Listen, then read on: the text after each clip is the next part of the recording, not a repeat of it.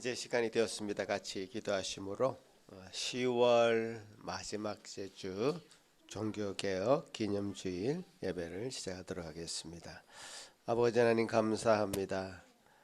우리에게 복 주셔서 하나님의 진리의 말씀을 볼 수 있는 눈을 허락하여 주시고, 그래서 참 하나님의 이 종교가 참 세상의 전통의 얽매인 종교가 아니라 하나님 원하시는 그런 말씀 중심으로 또 새롭게 된 이 귀한 날 감사를 드립니다.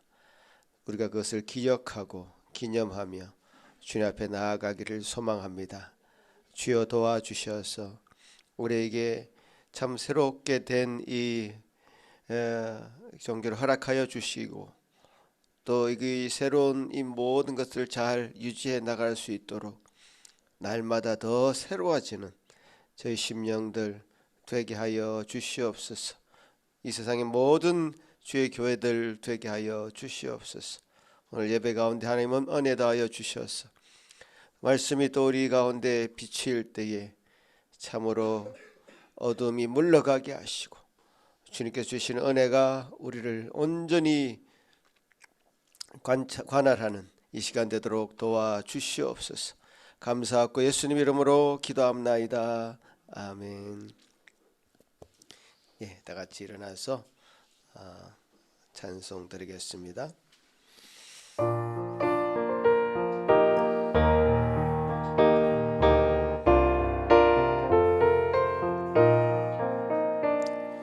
주 예수 크신 사랑 늘 말해주시오.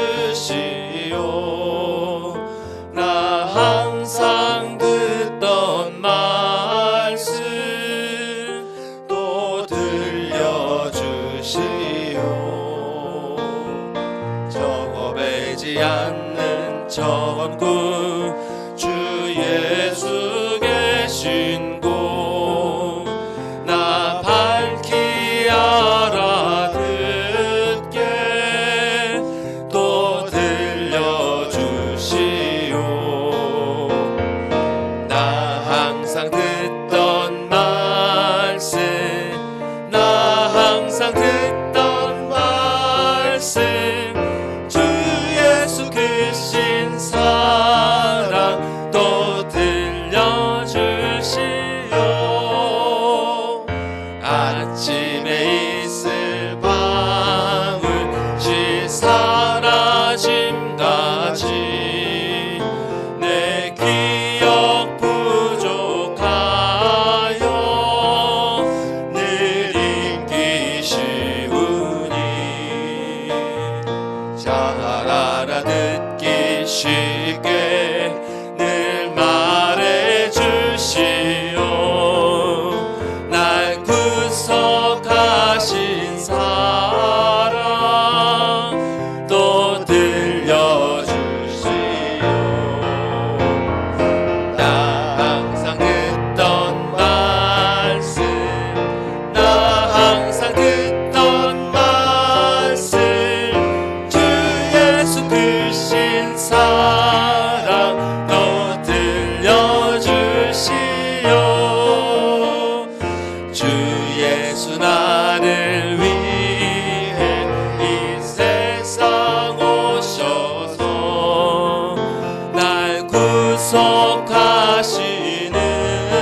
은혜 내 알아여 주시오. 나 같은 사람 위에 주 보혈을 였네. 이 복스러운 말씀 또 들려주시오. 나 항상 듣던 말씀, 나 항상 듣던 말씀, 주 예수 크신 사랑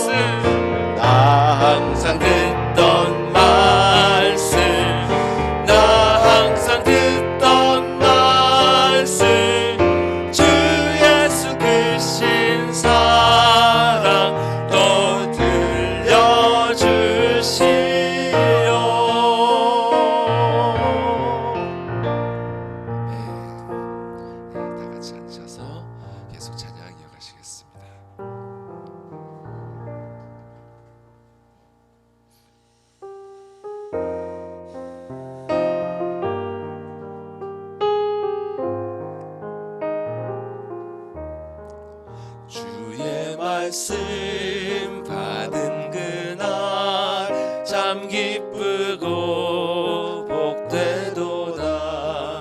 이 기쁜 마음 못 이겨서 온 세상에 전하노라. 기쁜 날 기쁜 날 주 나의 죄 다 씻은 날 늘 깨어서 기도하고 늘 기쁘게 살아가리. 기쁜 날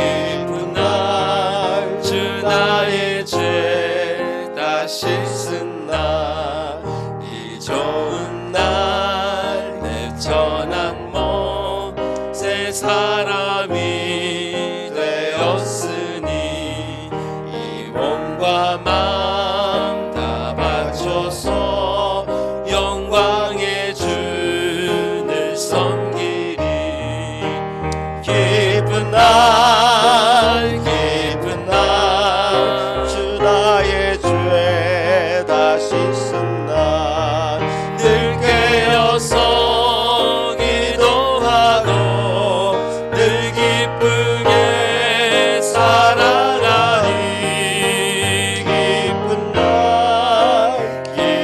날 주 나의 죄 다 씻은 날 새 사람 된 그날부터 평안한 마음 늘 있어서 이 복된 말 전하느니 나의 본분 삼았도다.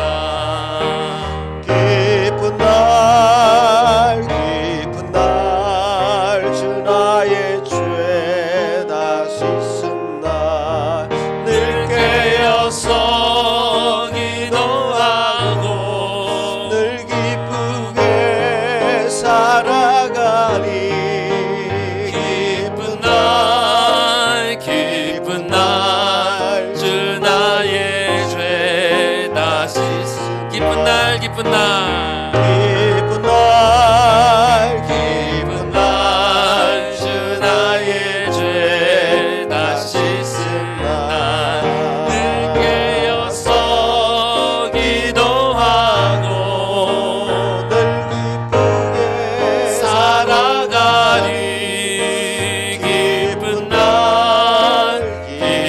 날 주 나의 죄 다 씻은 날.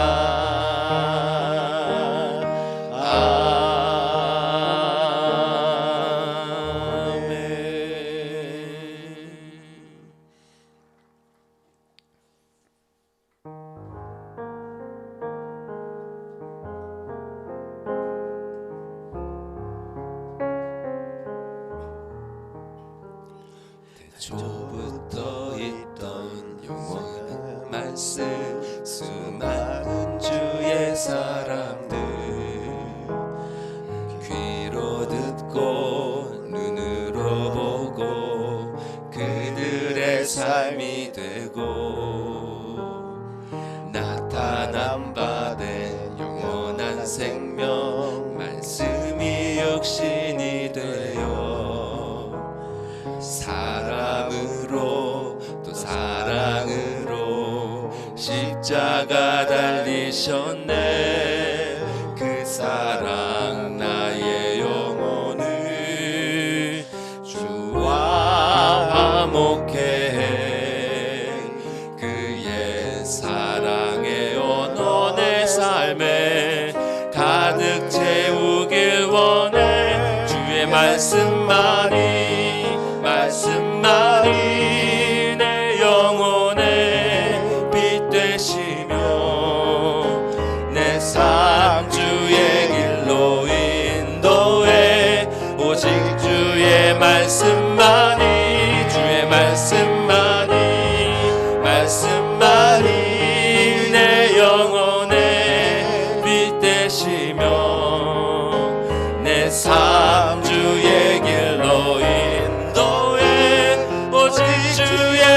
말씀만이 주의 말씀만이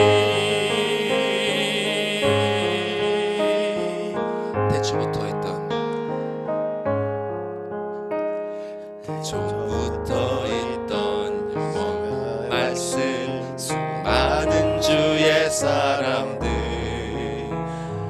귀로 듣고 눈으로 보고 그들의 삶이 되고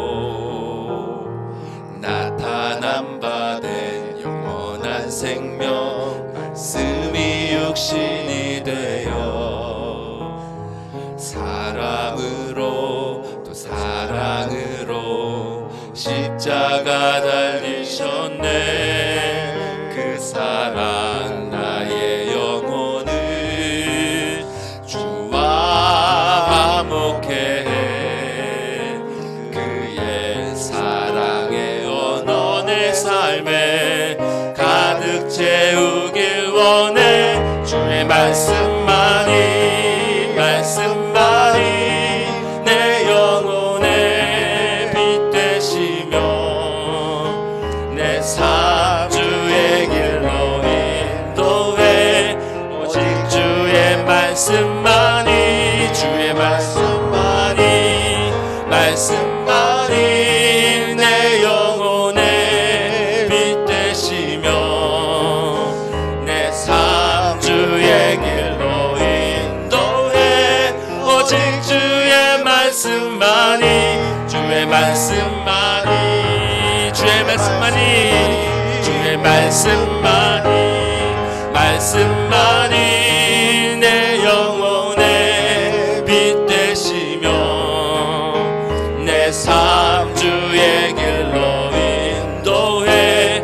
오직 주의 말씀만이 말씀만이 말씀만이 내 영혼의 빛 되시며 내 삶 주의 길로 인도해. 오직 주의 말씀만이 주의 말씀만이 말씀만이 주의 말씀만이 말씀만이 주의 말씀만이 주의 말씀만이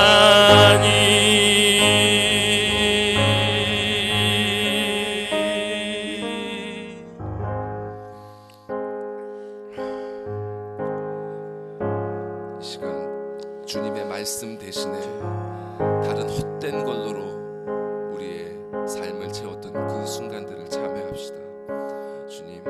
주님께서 정말 이 빛 되신 말씀, 이 생명 되신 말씀을 우리에게 허락하여 주셨는데 우리는 우리의 삶을 세상 초등한 걸로 헛되고 헛된 것들로 채우고 있었나이다. 주님, 그런 우리의 모든 순간들을 용서하여 주시고 이 시간 다시금 주님의 말씀으로 깨끗게 하여 주시고 이 예배를 시작으로 다시 주님의 말씀을 반석으로 새롭게 세워지는 우리의 여정 되게 하여 주시옵소서.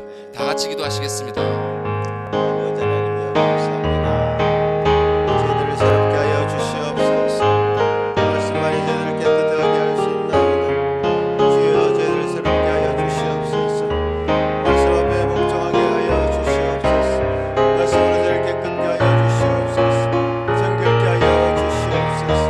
성령께서 저희 심령을 다시금 돌아보게 하여 주시고 주여 믿음으로 주님 앞에 서 삶을 온전히 세워가게 하여 주시옵소서.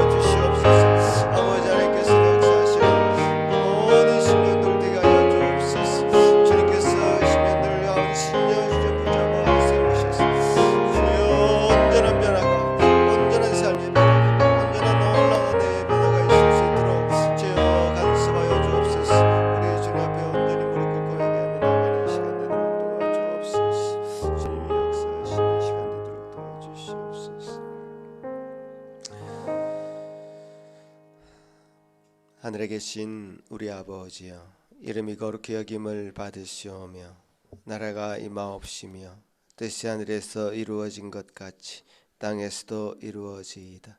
오늘 우리에게 일용할 양식을 주시옵고 우리가 우리 교회 죄 지은 자를 사하여 준 것 같이 우리 죄를 사하여 주시옵고 우리를 시험에 들게 하지 마시옵고 다만 악에서 구하시옵소서. 나라와 권세와 영광이 아버지께 영원히 있사옵나이다. 아멘. 교동문 104번 종교개혁주일 교동문 함께 교독하시겠습니다. 나의 힘이신 여호와여, 내가 주를 사랑하나이다.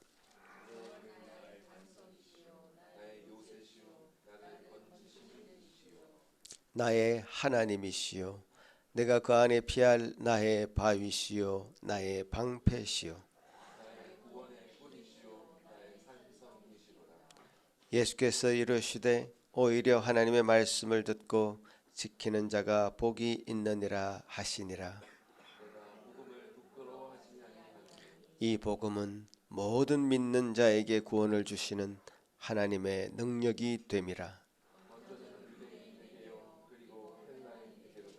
복음에는 하나님의 의가 나타나서 믿음으로 믿음에 이르게 하나니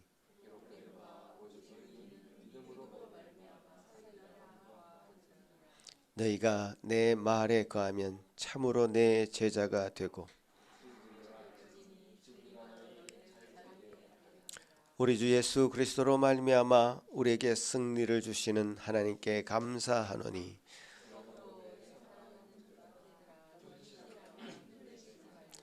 항상 주의 일에 더욱 힘쓰는 자들이 되라.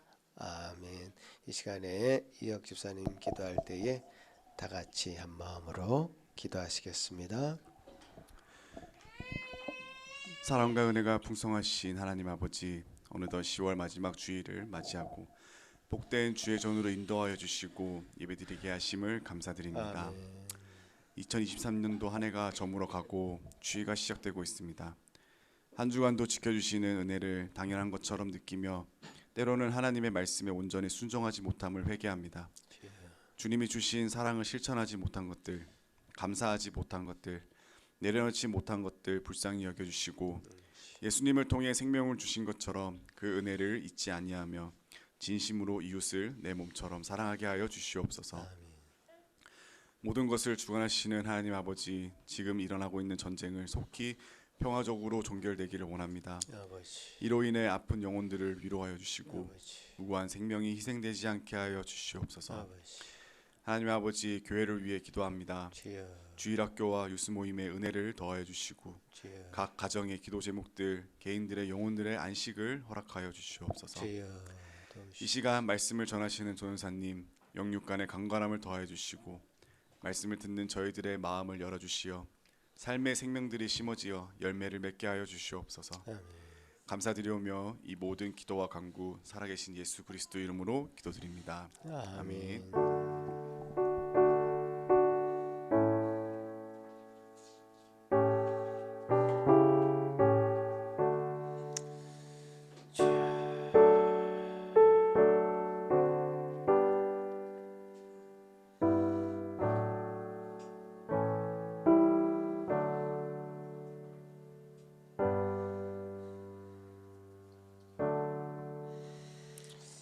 하나님 말씀 창세기 17장 9절에서 14절입니다. 제가 봉독해 올리겠습니다.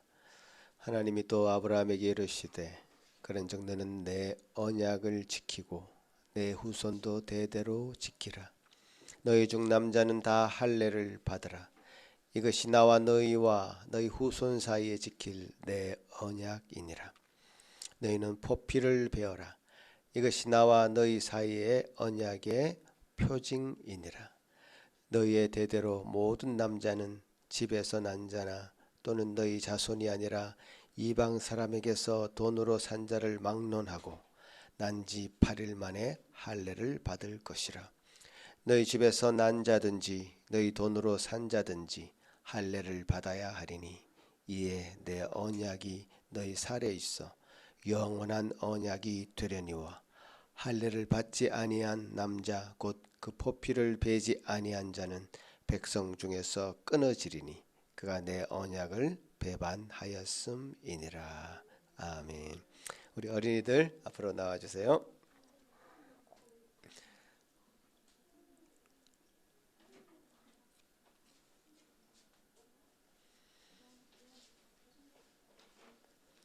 오늘 주한이가 감기여서 오늘 못 나왔습니다. 주한이 위해서 기도해 주시고요.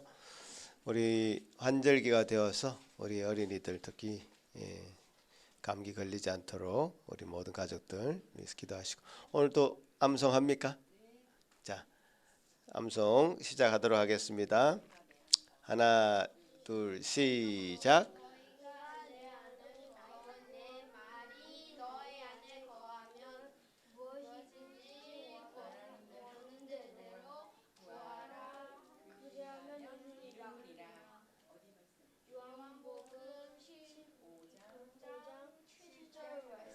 아멘. 마태복음 시작. 너무 쉽다. 잠깐 어디 갑니까? 너희가 내 안에 거하고 내 말이 너희 안에 거하면 무엇인지 원하는 대로 구하라. 그리하면 이루리라. 이 말씀 오늘 이게 주제 말씀하고 좀 잘 닮아 있네요. 같이 한번 기도합시다. 하나님 아버지 감사합니다.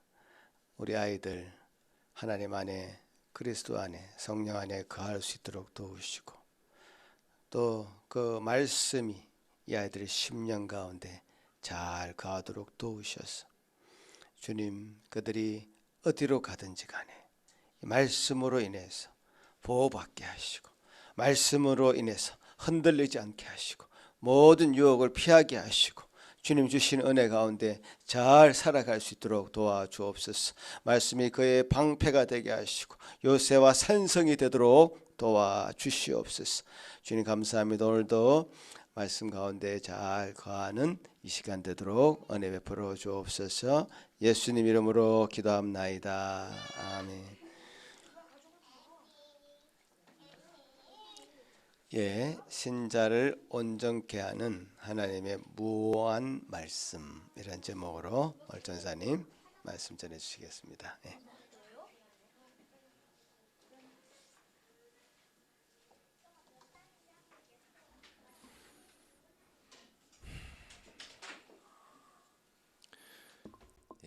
우리는 계속해서 성경에 대한 교리, 그 중에서도 하나님의 무한 말씀에 대해서 나누고 있습니다. 지난 시간에는 이 진리의 말씀이 우리에게 주는 유익에 대해서 짚어보았죠.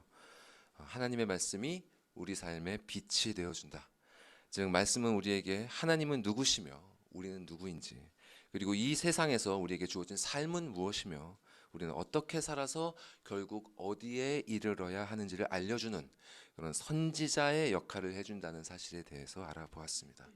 오늘은 하나님의 무한 말씀이 우리에게 해주는 또 다른 역할들에 대해서 살펴보도록 하겠습니다.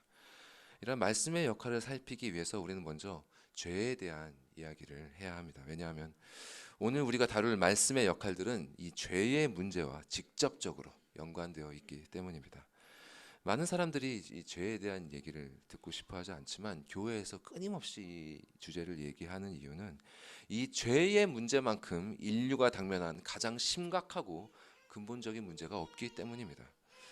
실로 모든 이들이 사람에게는 죄의 문제가 있음을 동의하죠.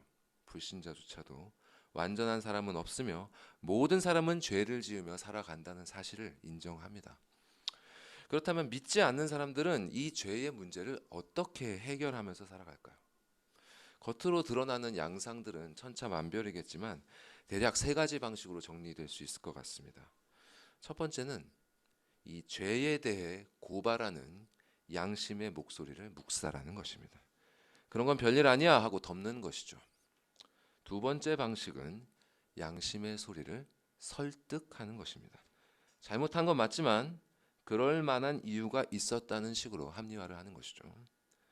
마지막 세 번째 방식은 자신의 죄를 깨끗이 인정하되 그 죄의 결과를 만회하기 위해서 노력하는 것입니다. 타인에게 끼친 손해가 있다면 배상하고 자신에게 잘못된 부분들이 있었다면 이를 고쳐 나가면서 같은 실수를 반복하지 않도록 하는 것이죠. 어떤 이들은 여기서 더 나아가서 다른 사람들을 위한 봉사와 헌신을 통해서 지난 과오를 씻으려고 합니다. 이는 앞선 두 가지 방식보다는 훨씬 훌륭한 태도라고 할 수 있을 것입니다. 로마 카톨릭도 이런 방식을 따라 죄를 해결할 수 있다고 합니다.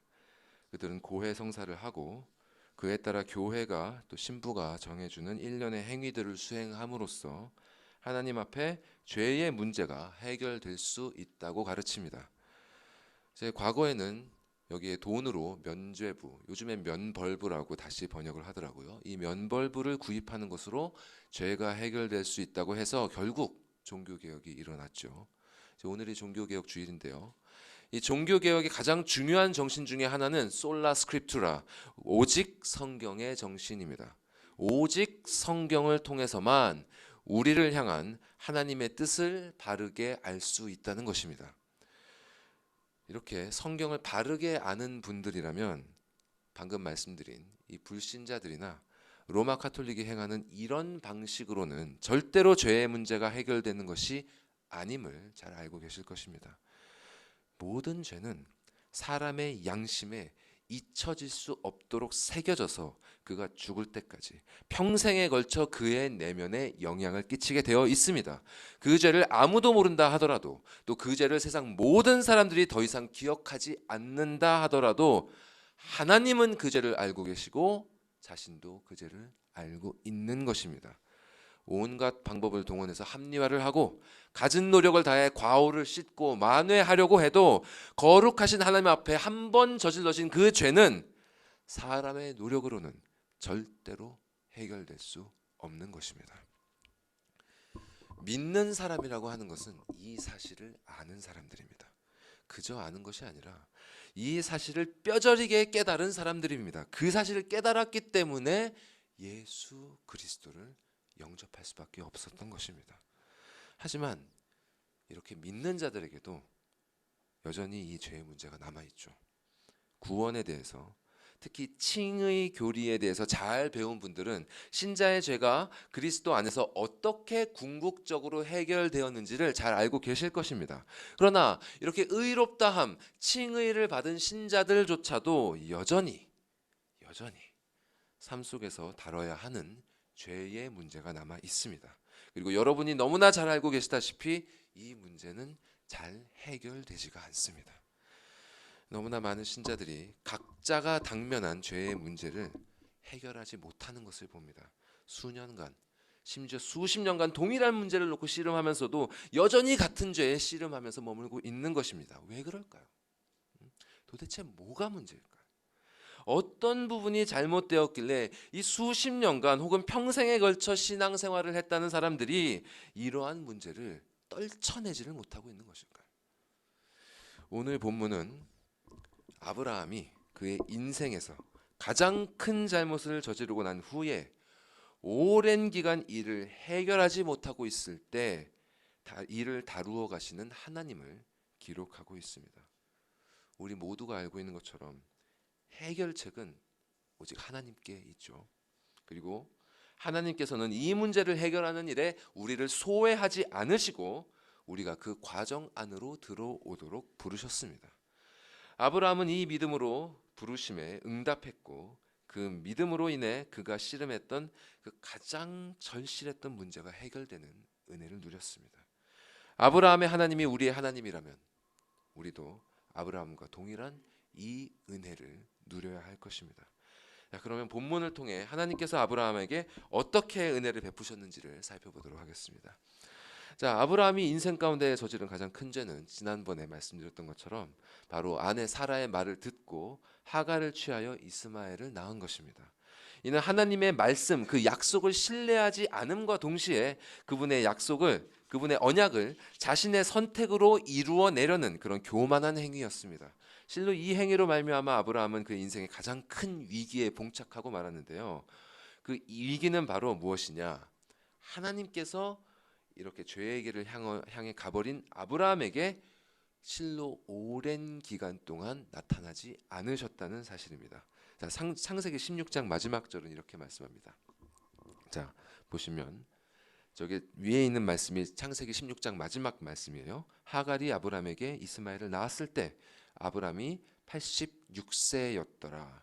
그리고 곧이어 17장은 이렇게 시작합니다. 아브람이 99세 때 여호와께서 아브람에게 나타나서 그에게 이르시되 나는 전능한 하나님이라 너는 내 앞에서 행하여 완전하라. 성경은 이렇게 이스마엘을 낳았을 때의 아브라함의 나이와 그 이후 하나님께서 나타나셨을 때의 나이를 연이어 기록함으로써 하나님께서 그 사이의 기간 동안 침묵하셨음을 강하게 암시하고 있습니다. 그러니까 하나님께서는 대략 13년의 기간 동안 아브라함에게 아무런 말씀도 주지 않으신 것입니다. 여러분, 이것이 아브라함에게 얼마나 큰 불안과 두려움을 가져왔을지 짐작하십니까? 아브라함이 자신의 친척 본토 아비집을 떠나 모든 것을 버리고 고향을 떠나올 수 있었던 것은 오로지 하나님의 말씀을 신뢰했기 때문이었습니다.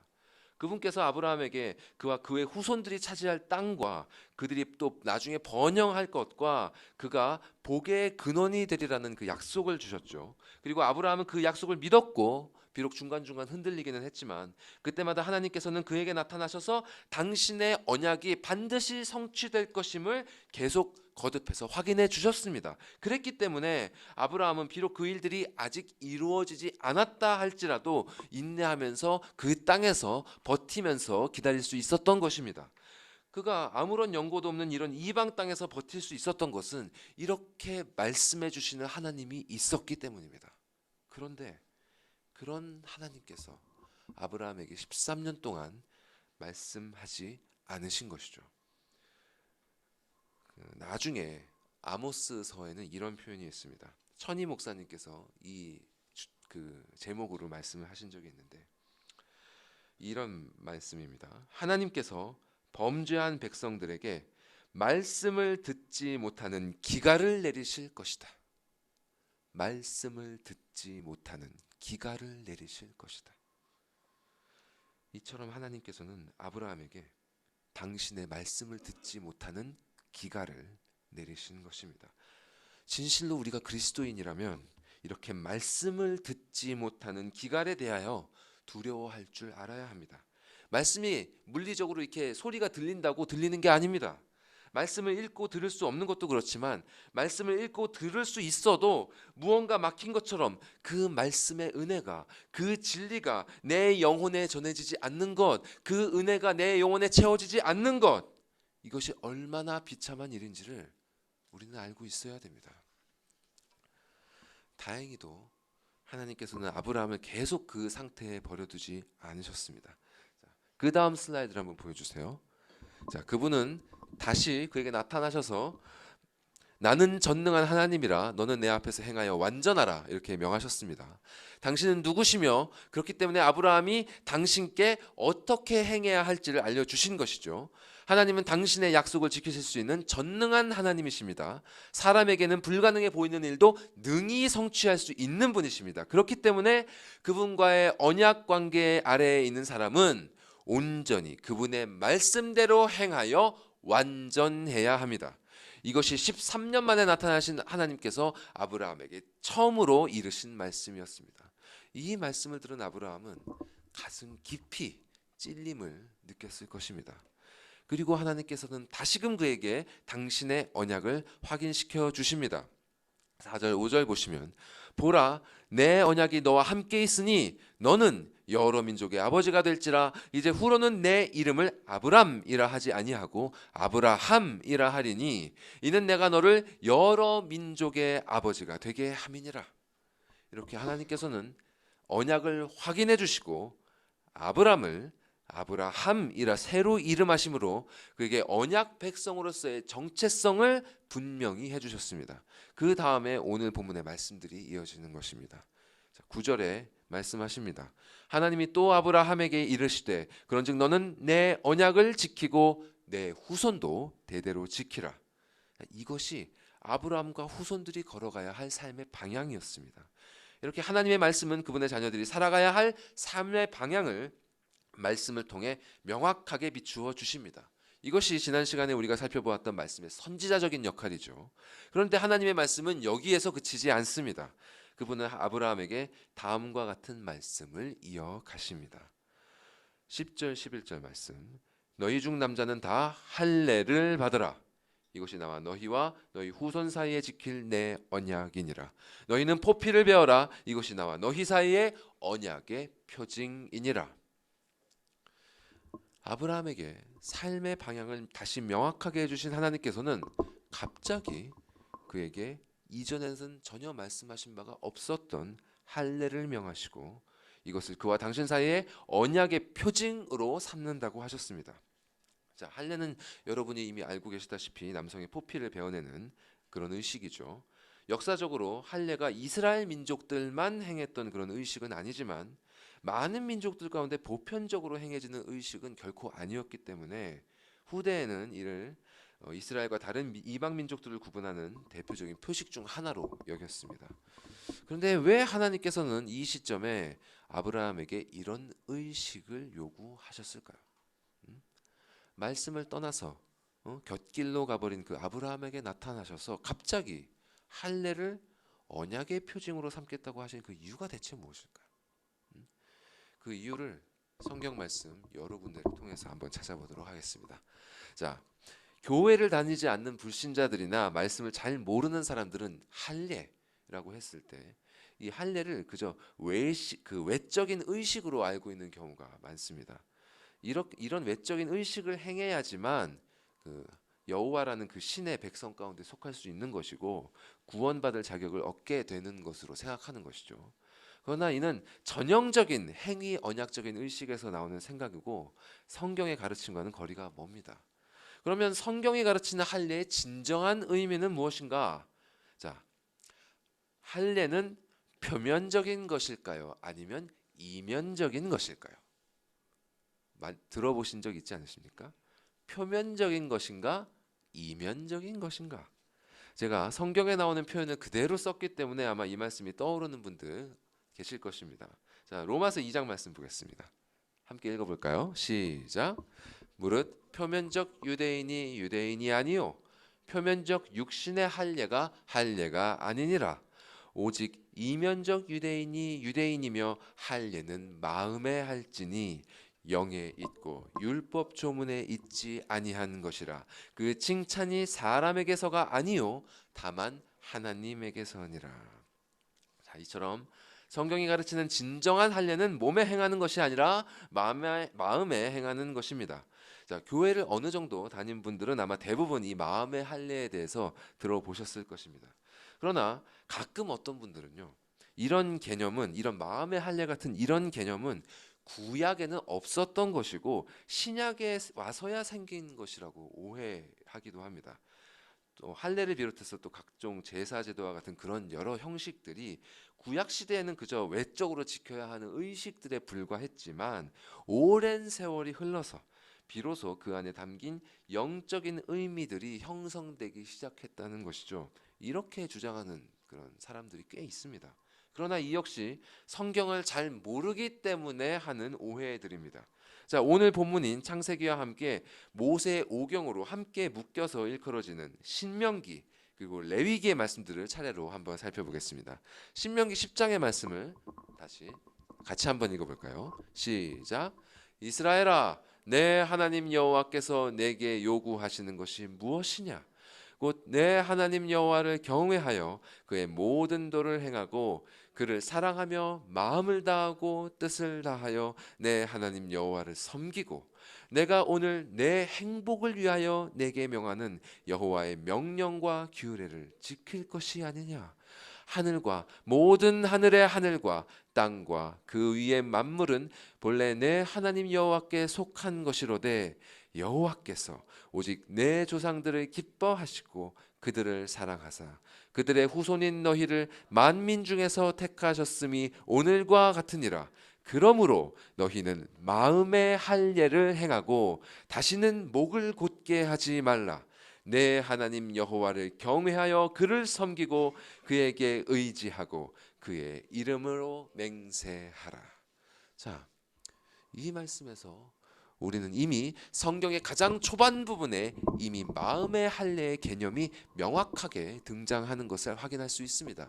자, 12절과 13절은 하나님께서 우리에게 요구하시는 것이 무엇인지 알려주시죠. 곧 내 하나님 여호와를 경외하고 그의 모든 도를 행하고 그를 사랑하고 마음을 다하고 뜻을 다하여 그분을 섬기며 그분께서 명하시는 모든 명령과 규례를 지키는 것입니다. 자, 무언가 되게 많은 것을 요구하시는 것 같지만 한마디로 말해서 하나님을 너의 하나님으로 섬기라, 그 말씀입니다. 그분을 경외하고 사랑하고 그의 말씀에 순종하라는 것이죠. 자, 그리고 14절과 15절은 왜 이스라엘이 이러한 요구에 순종해야 하는지에 대한 당위성을 알려주십니다. 온 세상 만물의 주인이신 하나님께서 만민 중에서 너희를 택하셨으므로 그 명령에 순종하는 것이 마땅하다는 말씀입니다. 자, 여기에 더해서 16절은 한 가지 특별한 명령을 추가하죠. 바로 마음의 할례입니다. 하나님께서 너희의 주인이 되심으로 너희는 마음의 할례를 행하고 다시는 목을 곧게 하지 말아야 한다.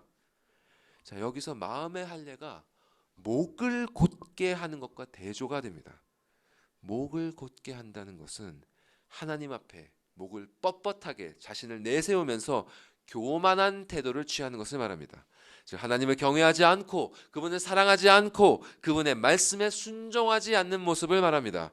그에 반해서 마음의 할례를 받은 자는 우리가 방금 보았던 12절과 더불어서 마지막 20절에 묘사하는 저런 모습을 나타내게 되는 것이죠. 하나님을 경외하고 그를 섬기고 그분께 의지하는 것입니다. 이것이 바로 신명기가 가르치는 마음의 할례를 행한 자에게 나타나는 모습들입니다. 자, 그러나 우리가 잘 알다시피 역사 속에서 수많은 이스라엘 사람들이 마음의 할례를 행하지 않았습니다. 그들은 육신에다가 표면적인 할례만 했을 뿐 내면에는 할례를 행하지 않고 그 결과 그분의 말씀이 비추는 언약의 길에서 탈락하고 말았습니다. 그리고 모세는 이러한 일이 일어날 것임을 일찌감치 예언하면서 레위기 26장에 다음과 같은 말씀을 기록했습니다. 자, 이 말씀도 같이 읽겠습니다. 시작. 그들이 나를 거스른 잘못으로 자기의 죄악과 그들의 조상의 죄악을 자복하고 또 그들이 내게 대항함으로 나도 그들에게 대항하여 내가 그들을 그들의 원수들의 땅으로 끌어갔음을 깨닫고 그 할례 받지 아니한 그들의 마음이 낮아져서 그들의 죄악의 형벌을 기쁘게 받으면 내가 맺은 내 언약과 이삭과 맺은 내 언약을 기억하며 아브라함과 맺은 내 언약을 기억하고 그 땅을 기억하리라. 자, 이 말씀은 이스라엘이 결국 하나님의 말씀에 따르지 않으므로 그들이 여러 민족들 가운데 흩음을 당하는 벌을 받았을 때 그때를 상정한 말씀입니다. 자, 그들이 40절과 41절의 말씀처럼 그렇게 흩음을 당한 곳에서 비로소 하나님의 뜻을 깨닫고 겸손히 마음을 낮추면 하나님께서는 그들과 맺은 당신의 언약을 기억하사 그들을 회복시켜 주실 것입니다. 여기서 그 할례 받지 아니한 마음이 낮아진다, 이 표현이 바로 마음의 할례를 가리키는 것입니다.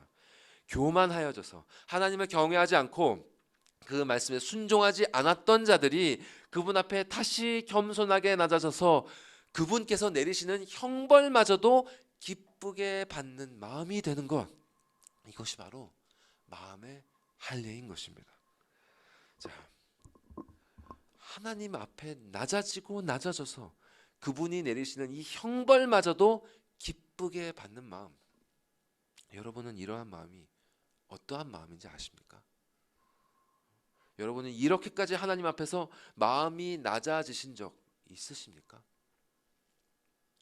하나님께서는 이러한 마음이 어떤 것인지를 가르치시기 위해서 사도 바울을 통해서 신약에 다음과 같은 말씀을 또 주셨습니다. 골로새서 2장 말씀입니다. 자, 이 말씀은요, 우리가 앞서 보았던 신명기 10장 말씀과 그 진행이 유사합니다. 자, 먼저 6절에서 8절 말씀은 그리스도 예수를 주로 받은 자들, 즉 신자들에게 요구되는 것들이 무엇인지 말씀합니다. 자, 그럼 6절에서 8절까지만 함께 다시 읽어보겠습니다. 시작. 그러므로 너희가 그리스도 예수를 주로 받았으니 그 안에서 행하되 그 안에 뿌리를 박으며 세움을 받아 교훈을 받은 대로 믿음에 굳게 서서 감사함을 넘치게 하라. 누가 철학과 헛된 속임수로 너희를 사로잡을까 주의하라. 이것은 사람의 전통과 세상의 초등 학문을 따름으로 그리스도를 따름이 아니니라. 자, 예수를 주님으로 모시는 자들은 그 안에서 행하되 그분 안에 뿌리를 박아야 합니다. 자, 아브라함이 하나님을 의지했던 것처럼 신자들은 그리스도를 온전히 의지해야 하고 그분에 의해 세움을 받아야 합니다. 그리고 그분께 교훈을 받은 대로 굳게 믿고 감사하는 삶을 살면서 세상의 철학과 헛된 속임수들에 사로잡히지 않도록 주의해야 합니다. 자, 이 요구들은 앞서 우리가 본 신명기보다 조금 더 구체적이지만 그 본질은 같습니다. 하나님을 하나님으로 섬겨야 하듯이 하나님의 유일하신 아들 예수 그리스도를 너희의 주님으로 섬겨야 한다는 말씀입니다. 자, 이어서 9절과 10절은 신자가 왜 이러한 요구에 순종해야 하는지에 대한 당위성을 밝힙니다. 자, 9절과 10절을 함께 읽어봅시다. 시작.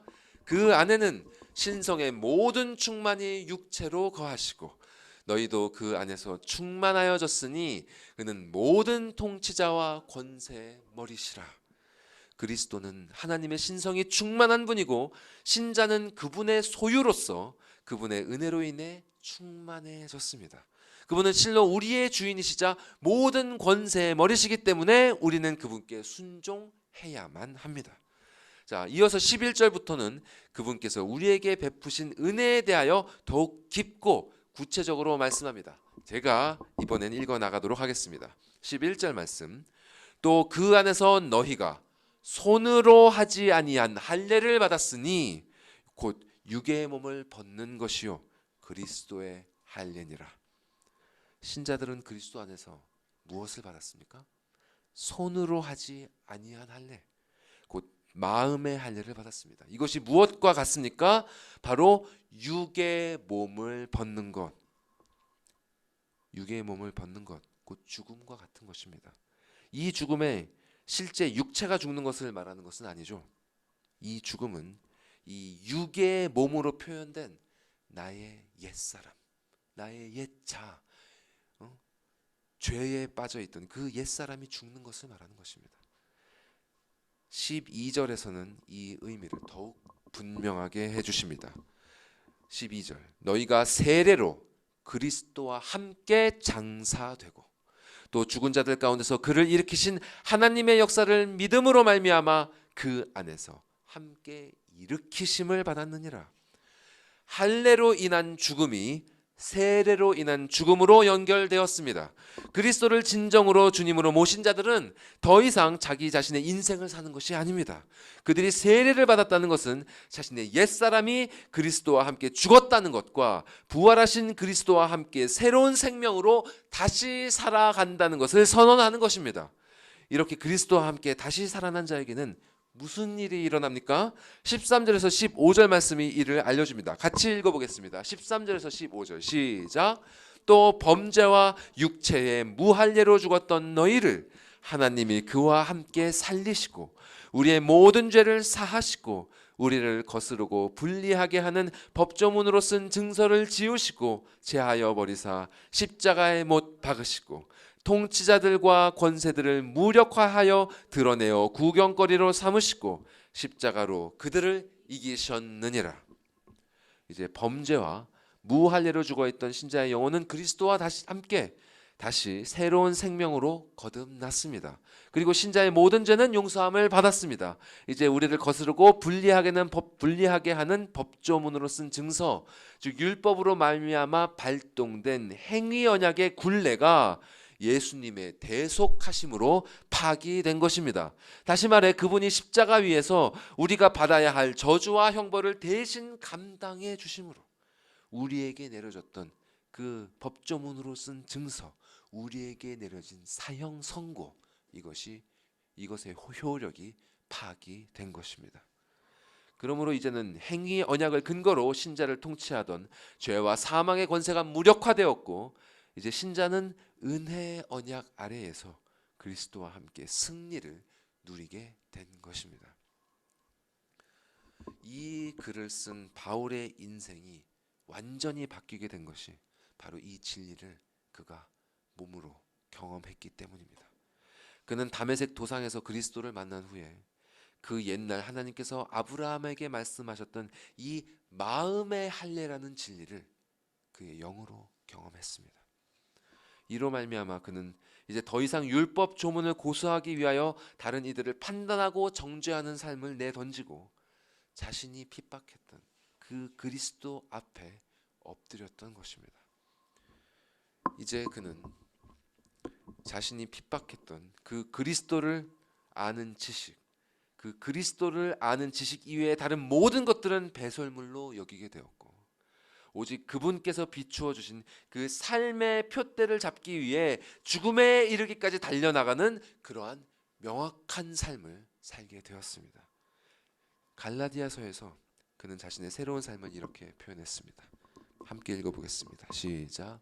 내가 그리스도와 함께 십자가에 못 박혔나니 그런즉 이제는 내가 사는 것이 아니요 오직 내 안에 그리스도께서 사는 것이라. 이제 내가 육체 가운데 사는 것은 나를 사랑하사 나를 위하여 자기 자신을 버리신 하나님의 아들을 믿는 믿음 안에서 사는 것이라. 이것이 바로 마음의 할례를 받은 자, 그리스도를 주로 모시고 사는 자가 사는 삶의 의미입니다. 나 자신은 죽고 오직 그리스도가 사시는 것입니다. 그동안 내 삶을 지배했던 나의 옛사람은 죽이고 오직 그리스도께 나의 모든 시간을 바치는 것입니다. 그리고 이러한 죽음과 삶은 단지 일회성 이벤트에 그치는 것이 아닙니다. 이러한 일은 우리의 영혼이 처음 거듭나서 회심하는 순간에만 일어나는 것이 아니라 신자가 살아가는 평생에 걸쳐 경험되어야 하는 일입니다. 왜냐하면 우리의 이 옛사람은 이 육신이 흙으로 돌아가기 전까지는 절대로 완전히 사라지지 않을 것이기 때문입니다. 매일매일 기회가 생기는 그 순간마다 이 옛사람은 고개를 쳐들고 여러분의 인생을, 여러분의 시간을 차지하기 위해서 다가올 것입니다. 이것이 바로 우리의 십자가입니다. 그래서 예수께서는 제자들에게 이렇게 말씀하신 것입니다. 아무든지 나를 따라오려거든 자기를 부인하고 날마다 제 십자가를 지고 나를 따를 것이니라. 그리고 그 가르침을 따라 사도 바울도 이렇게 고백한 것입니다. 내가 날마다 죽노라. 하나님께서 13년 만에 아브라함에게 나타나서 할례를 요구하신 이유가 이것 때문이었습니다. 아브라함은 죽어야 했습니다. 하나님의 언약을 받은 자로서 그분의 말씀대로 전능하신 하나님 앞에 행하여 완전하기 위해서는 이전 것들을 모두 지우고 다시 시작할 필요가 있었습니다. 그래서 그는 할례를 행하여 몸을 새롭게 해야 했고 아브람이 아니라 아브라함이라는 이름으로 정체성도 새롭게 받아야 했습니다. 자, 여기서 아브람이란 이전의 이름은요, 아버지가 높으시다 아니면 높임받은 아버지라는 뜻인데 여기에는 거만하다는 의미도 좀 들어 있습니다. 하나님께서는 이 거만한 이름을 폐하시고 아브라함에게 당신의 언약이 이루어질 것을 그가 평생 절대로 잊을 수 없도록 아브라함, 즉 열국의 아버지라는 이름을 새롭게 주신 것입니다. 그리고 아브라함은 노년에 어렵게 얻은 아들 이스마엘을 포기해야 했습니다. 그리고 하나님께서 약속하신 아직 오지 않은 새로운 후손을 기다려야 했죠. 그는 이렇게 자신의 몸에도 할례를 받아야 했고 자신의 정체성에도 할례를 받아야 했고 또 자신의 삶의 방향에도 할례를 받아야 했습니다. 여러분, 우리에게도 이러한 마음의 할례가 필요합니다. 과거에 이미 이와 같은 일들을 경험하셨다고 해도 그것은 과거일 뿐입니다. 오늘을 살아가는 우리에게는 오늘의 은혜가 필요합니다. 구원파 이단 같은 경우에는 한 번 회개하면 또다시 회개할 필요가 없다고 가르칩니다만, 지금까지 여러분이 말씀을 보신 것처럼 예수께서도 매일매일 자기 십자가를 지고 당신을 따를 것을 명하셨습니다. 매일매일 이 십자가를 지지 않으면, 매일매일 옛 자아를 죽이지 않으면, 매일매일 마음의 할례를 행하지 않으면 우리는 전능하신 하나님 앞에 온전한 삶을 살아갈 수 없는 것입니다. 그러면 우리는 어떻게 매일매일 십자가를 질 수 있을까? 어떻게 자신의 옛 자아를 그리스도와 함께 십자가에 못 박고 그리스도와 함께 다시 살아날 수 있을까? 어떻게 마음의 할례를 행할 수 있을까? 자, 여기서 우리가 먼저 짚어야 할 점은 마음의 할례를 행하는 주체는 바로 하나님이시라는 점입니다. 이에 대해서 성경의 첫 저자인 모세는 이미 이렇게 기록하고 있습니다. 신명기 30장 말씀 함께 읽겠습니다. 시작. 내 하나님 여호와께서 너를 내 조상들이 차지한 땅으로 돌아오게 하사 내게 다시 그것을 차지하게 하실 것이며, 여호와께서 또 내게 선을 행하사 너를 내 조상들보다 더 번성하게 하실 것이며, 내 하나님 여호와께서 내 마음과 내 자손의 마음에 할례를 베푸사 너로 마음을 다하며 뜻을 다하여 내 하나님 여호와를 사랑하게 하사 너로 생명을 얻게 하실 것이며.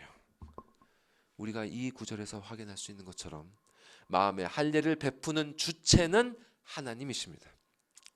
사람은 칼로 자신의 신체 일부를 베어낼 수 있습니다. 사람은 자신의 육신에는 할례를 할 수 있습니다. 그러나 사람은 자신의 마음의 할례를 행할 수는 없습니다. 근본적으로 사람의 마음의 할례가 일어나게 하시는 분은 오직 하나님이십니다. 그분만이 우리의 옛사람을 죽이고 영혼을 새롭게 하사 마음을 다하며 뜻을 다하여 그분을 사랑하게 하시고 우리에게 참 생명을 얻게 하실 수 있습니다. 그런데 하나님께서는 이미 다른 구절들에서 우리가 확인한 바와 같이 우리에게도 마음의 할례를 행하라 명하셨습니다. 우리에게도 십자가를 지라 명하셨습니다. 우리에게도 날마다 죽으라 명하셨습니다. 결국 이는 하나님만이 하실 수 있는 일임에도 불구하고 우리에게 행하라고 명하신 것입니다. 이것이 우리에게 닥친 문제입니다. 우리의 힘으로 이를 해낼 수 없지만 그분의 명이기 때문에 우리는 이를 행해야 합니다.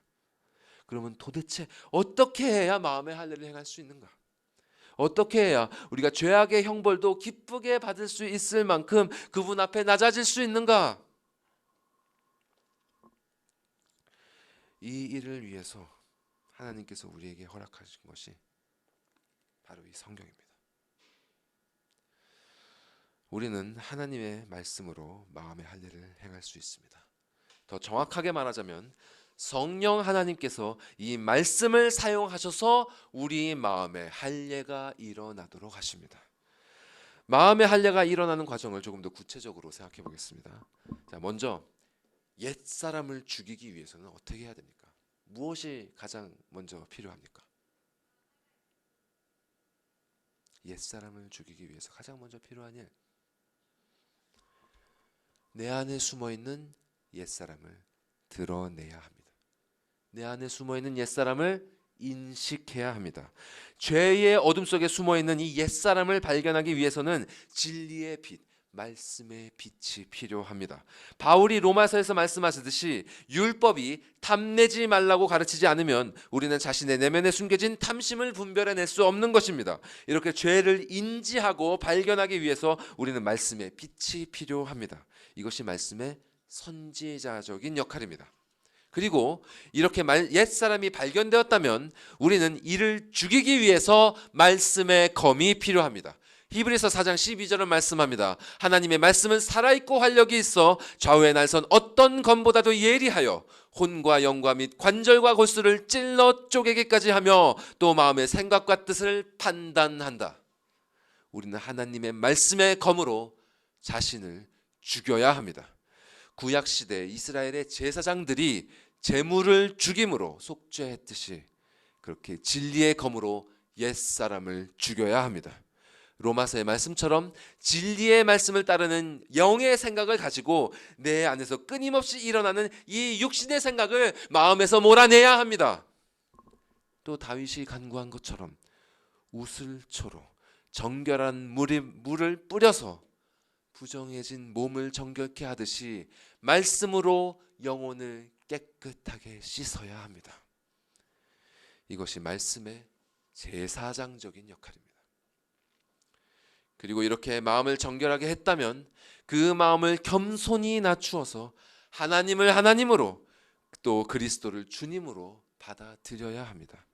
철학이나 사람의 전통이나 세상의 초등 학문과 같은 헛된 우상들에게 마음의 자리를 내주지 말고 귀신을 쫓아낸 후에 다시 7 귀신을 들이지 말고 하나님께서 내리시는 형벌마저도 기쁘게 받아들일 수 있는 그 낮아진 마음으로 진리의 말씀을 우리 삶의 왕의 명령으로 받아들여야 합니다. 이것이 말씀의 왕적인 역할입니다. 하지만 여기 계신 많은 분들이 이미 알고 계신 것처럼 이 일이 결코 쉬운 일이 아닙니다.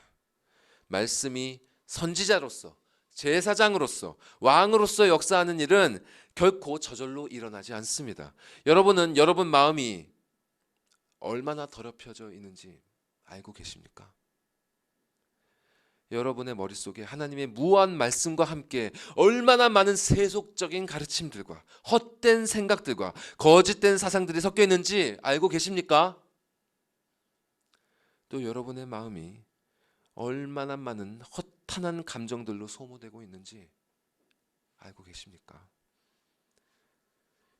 여러분의 시간이 얼마나 진리에서 벗어난 것들로 채워지고 있는지 알고 계십니까?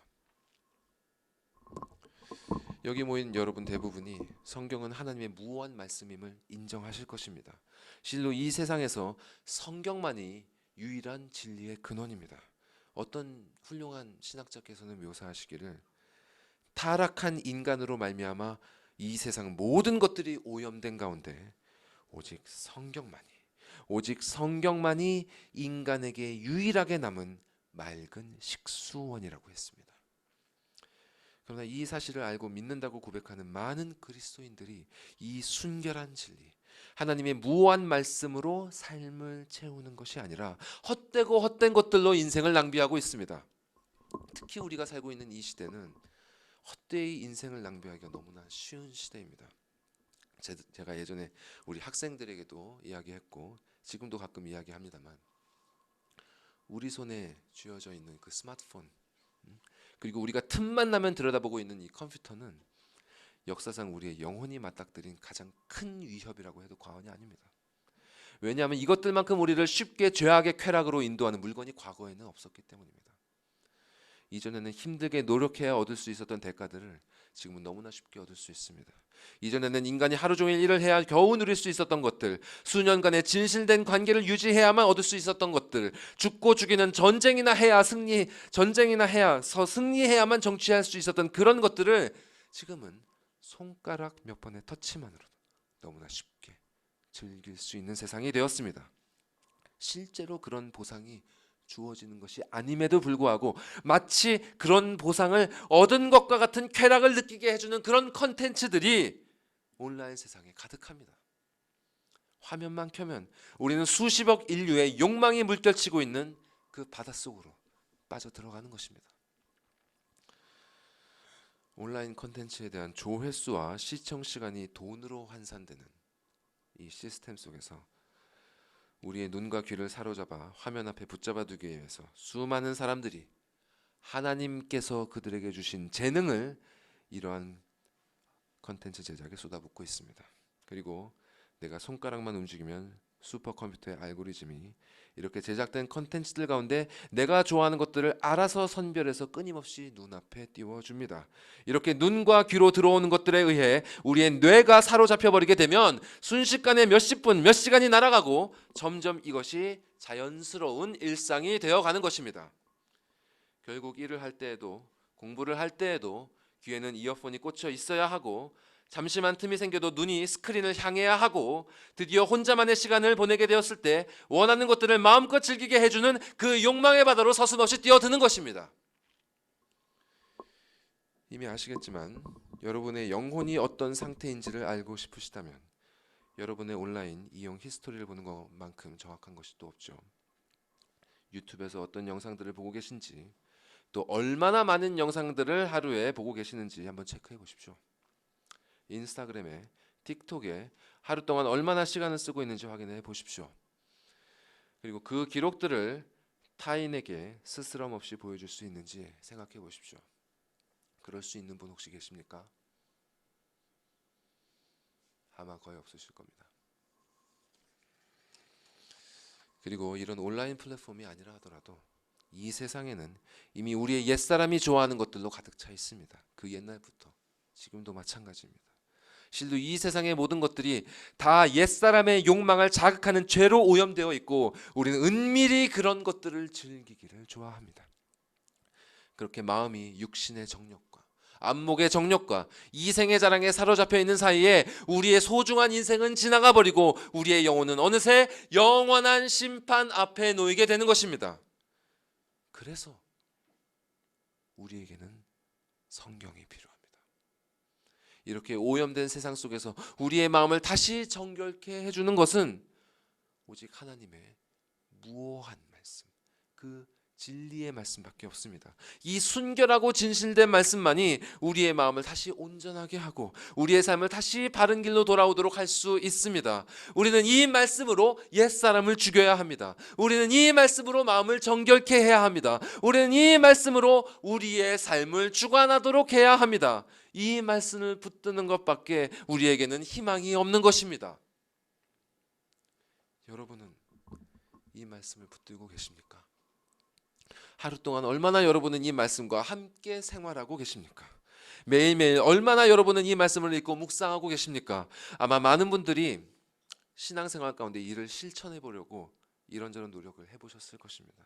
그리고 이를 꾸준히 행하는 것이 얼마나 어려운지를 이미 경험해 보셨을 것입니다. 매일매일 말씀을 읽고 묵상하며 그 은혜로 사랑하는 것, 이것이 왜 그렇게 어려운지 그 원인을 아십니까? 저는 그 아침마다 가족들에게 일어날 시간임을 알려주기 위해서 유튜브에서 음악을 틀어줍니다. 주로 찬송을 트는데요. 그럼 유튜브이 묵상할 때 듣기 좋은 음악들 추천해주면서 이런 썸네일들을 많이 보여줍니다. 이렇게 지금 보이시는 것처럼 저렇게 햇빛이 들어오는 창가 앞에 테이블이 놓여 있고 또 그 테이블 위에는 성경이 펴져 있고 또 성경 옆에는 따뜻한 커피 한 잔이 이렇게 놓여 있는 그런 그림들 말입니다. 이제 밝은 햇빛 아래서 말씀을 읽으면서 향기로운 커피 한 잔, 얼마나 좋습니까?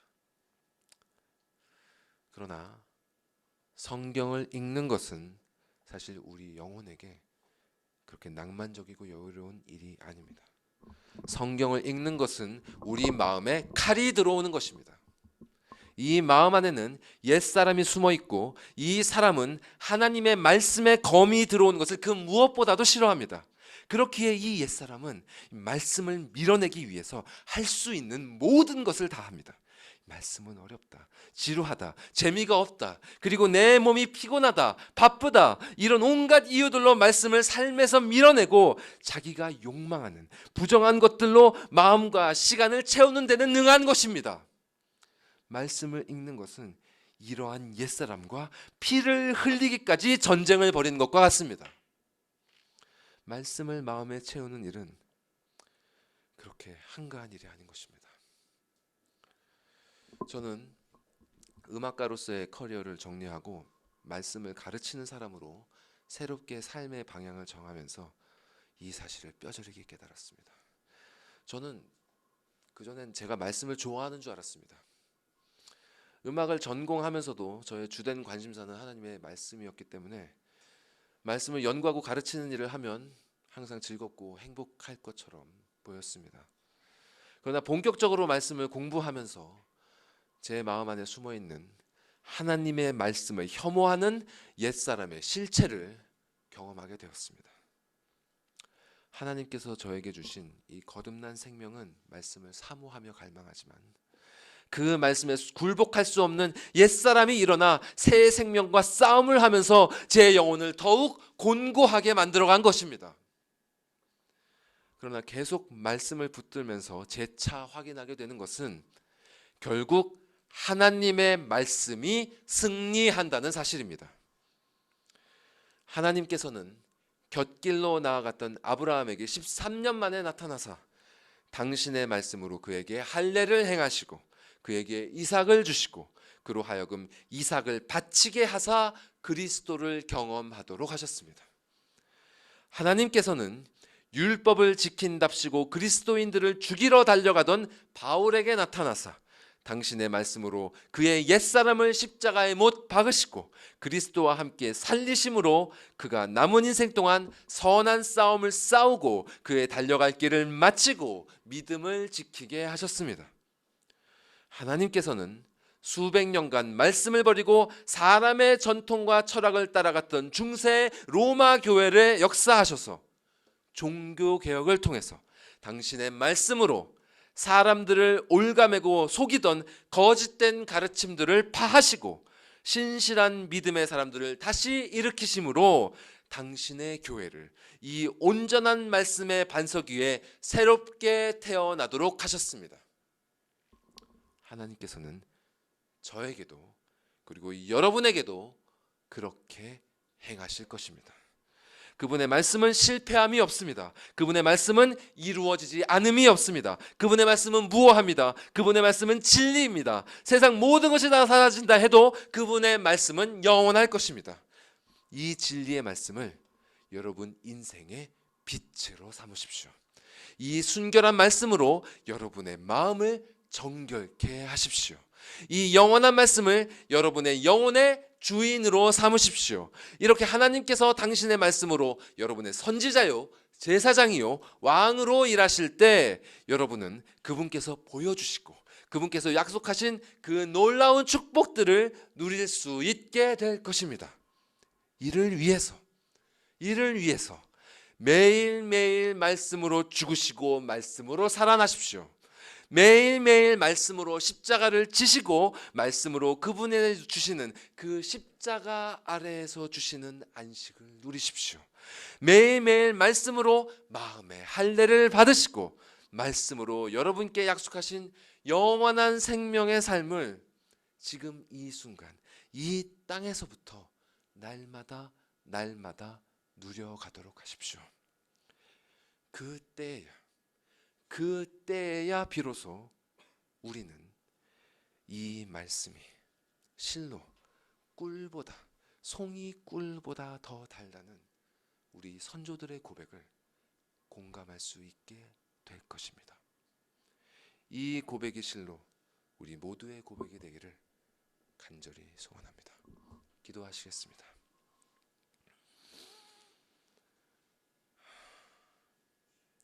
무오한 진리의 아버지 하나님, 우리의 죄로 더럽혀진 이 세상 속에 한 줄기 빛과 같이 유일하게 남은 맑은 식수원과 같이 이 생명의 말씀, 이 진리의 말씀 우리 곁에 허락하여 주심에 감사드리옵나이다. 주님, 우리를 불쌍히 여겨 주시옵소서. 우리 안에는 아직도 옛사람이 숨어서 우리의 삶을 얽어매고 있나이다.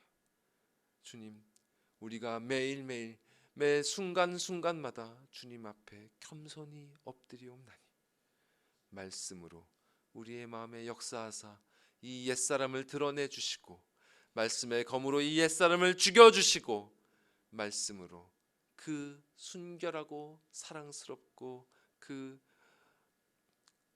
권능 있는 말씀으로 우리 마음의 주인이 되어 주시옵소서. 주님의 말씀을 붙들고 끝까지 달려나갔던 우리 믿음의 선조들과 같이 우리도 그 말씀을 누리면서 그 말씀을 즐거워하면서 이 생을 마감할 수 있게 하여 주시옵소서.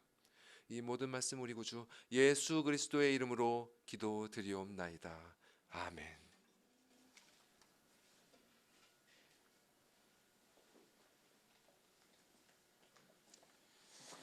예, 사도신경으로 우리 신앙 고백 드리겠습니다.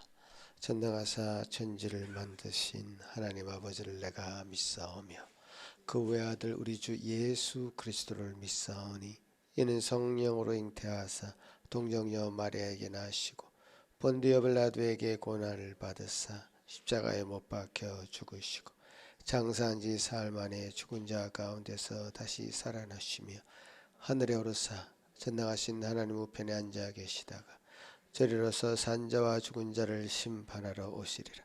성령을 믿사오며 거룩한 공회와 성도가 서로 교통하는 것과 죄를 사하여 주시는 것과 몸이 다시 사는 것과 영원히 사는 것을 믿사옵나이다. 아멘. 주신 말씀 기억하시면서 다 같이 일어나서 찬송 드리겠습니다.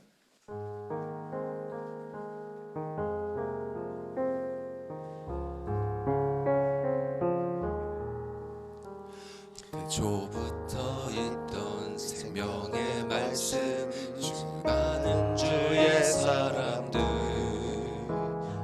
귀로 듣고 눈으로 보고 그들의 삶이 되고 나타남 받은 영원한 생명 말씀이 육신이 되어 사람으로 또 사랑으로 십자가 달리셨네. 그 사랑 나의 영혼을 주와 화목해 해.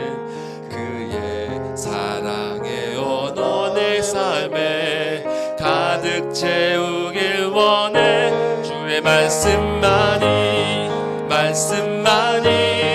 내 영혼의 빛 되시며 내 삶 주의 길로 인도해. 오직 주의 말씀만이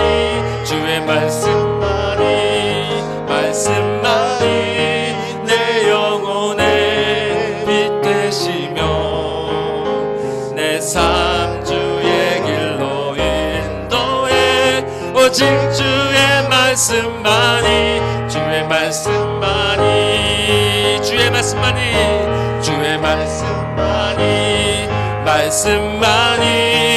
내 영혼의 빛 되시며 내 삶 주의 길로 인도해. 오직 주의 말씀만이 내 영혼의 빛 되시며 내 삶 주의 길로 인도해. 오직 주의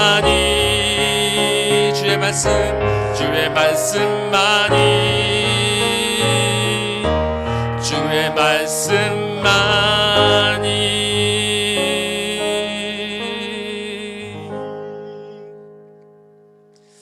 거룩하신 하나님 아버지, 말씀이 없었던 우리 인생들에게 친히 말씀하여 주시고 언약하여 주셔서 친백성으로 삼아 주시며 말씀으로 다스리시는 은혜 감사합니다.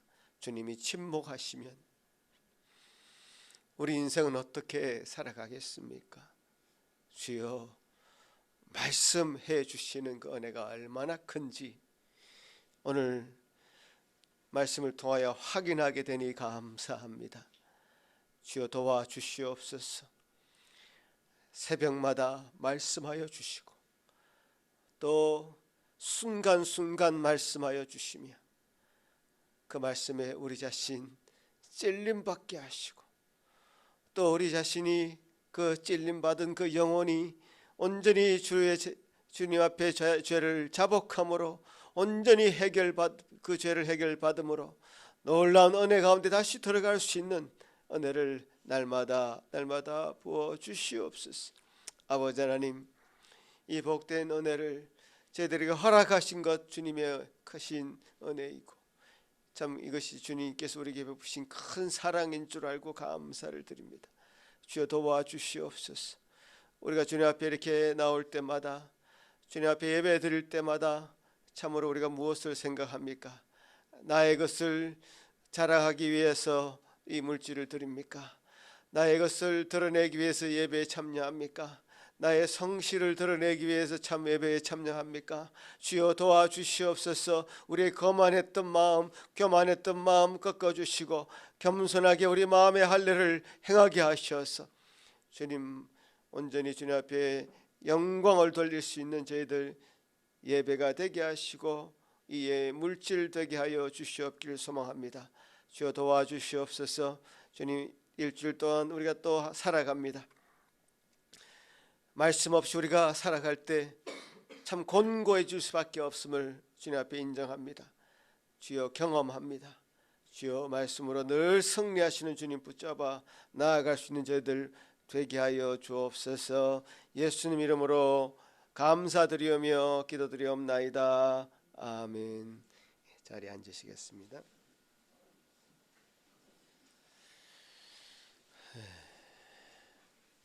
오늘 전사님 말씀을 통해서 너무 분명하게 말씀, 성경 말씀이 어떻게 우리에게 작용하는지 알려주셨습니다.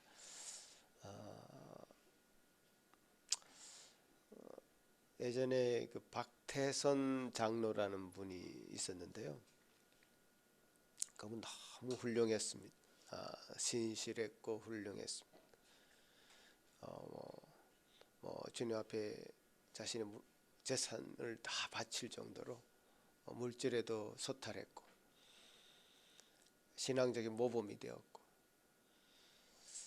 그랬던 분이었죠. 그러니까 사람들이 그 사람을 우러러 보기 시작했습니다. 정말 대단하시다.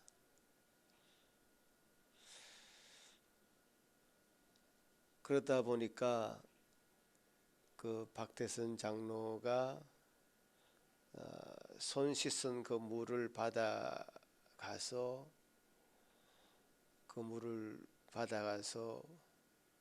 그를 마시면 복이 된다, 이런 루머까지 퍼지고, 그래서 결국 그 박태선은 자기 스스로가 하나님이 되었죠. 우리 인생이 주님 앞에 이렇게 살아가는 여정을 걸을 때에 말씀이 빠져버리면 사람은 결국 그렇게 될 수 있습니다. 교만해질 수 있고 거만해질 수 있고, 언제나 말씀으로 자기 자신을 돌아보지 않으면 넘어질 수 있는 것이 우리 인생입니다. 그래서 정말 이 부분에서는 하나님과 우리가 협력해야 됩니다. 하나님께서 우리 은혜로 구원을 얻게 해주셨지만, 전적인 하나님의 은혜지만, 오늘 전사님 말씀하신 대로 우리가 우리 자신이 말씀에 서기 위해서 부단하게 애를 써야 됩니다. 노력해야 돼요. 전사님도 고백했지만 말씀을 읽는 게 그렇게 기쁜 일이 아닐 때가 있습니다. 얽매이기도 합니다. 그러나 부지런히 자기 자신을 그게 앵커를 박아 놓지 않으면 언제나 실패하는 게 이 부분인 것 같습니다. 정말 최우선적으로 그 말씀을 읽으시고 그 삶 가운데 우리가 딱 고정될 수 있도록 여러분이 애쓰시는 그런 부분이 이 부분인 것 같습니다. 그런 은혜가 여러분에게 풍성하게 있는 이 한 주 또 남은 생이 되시기를 간절히 바라겠습니다. 기도하겠습니다. 이제는 우리 주 예수 그리스도의 거신 은혜와 하나님 아버지의 극진하신 사랑하심과 성령 하나님의 위로하심과 교통하심이 이제 우리 삶 가운데 언약해 주신 그 하나님, 말씀해 주시는 그 하나님, 그 하나님이 얼마나 귀하고 소중한 분인지 우리가 분명히 알고 늘 성령의 조명 가운데 말씀의 빛을 비침받기를 소망하는 여기 머리 숙인 모든 성도들 위해 그 가정 위에 지금부터 영원토록 함께 있을지어다. 아멘.